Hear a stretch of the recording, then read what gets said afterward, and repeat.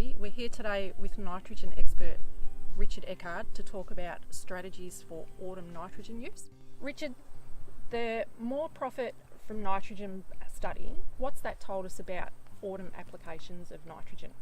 We've been doing some work on trying to look at what the best response to nitrogen would be in the autumn. And out of the last 20 years, we found only 2 out of the last 20 years in West Gippsland, you got a decent response to nitrogen in autumn. And that's simply because of two things. One, the soil is too dry. There's just not enough subsoil moisture to get a decent response to nitrogen.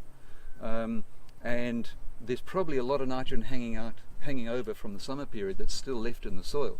So recent research would show it's probably 50 to 90 kilograms of nitrogen sitting in the soil at the autumn break that hasn't been pulled out by the summer growth.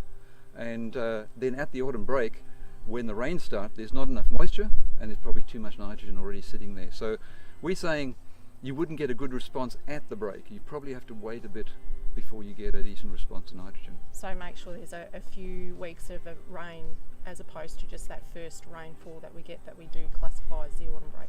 Yeah. So you'd be waiting for the autumn break when you have confidence. You've had rain, the subsoil moisture is starting to fill up, you're starting to get moisture right down through the root zone. So if you want to get a spade, dig down and see if there's moisture in the bottom of the root zone. Yep. When you've got moisture in the bottom of the root zone, then you're probably sitting sort of later in autumn already, but the rain you've had up until then has pulled out a lot of the nitrogen that was there. And then when you get about 3-4 weeks after the rain has started, subsoil moisture is there, then you can put on nitrogen. The nitrogen that was there is depleted and you can get a good response to nitrogen. So what happens if we decide to go and apply the nitrogen once we get that first lot of rain for the autumn break, as opposed to waiting till we've got a bit more moisture in the soil? Yeah. So what will happen if you put it on at that time? There's not enough moisture, the nitrogen on the surface is probably still warm.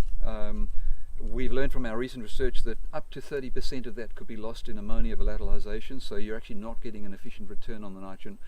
There'd be enough moisture from, say, a 25-30 mil rain event and maybe even follow-up rain to green up the pasture, but not enough deep soil moisture to sustain a real regrowth of the pasture. So you end up with a bit of a green drought.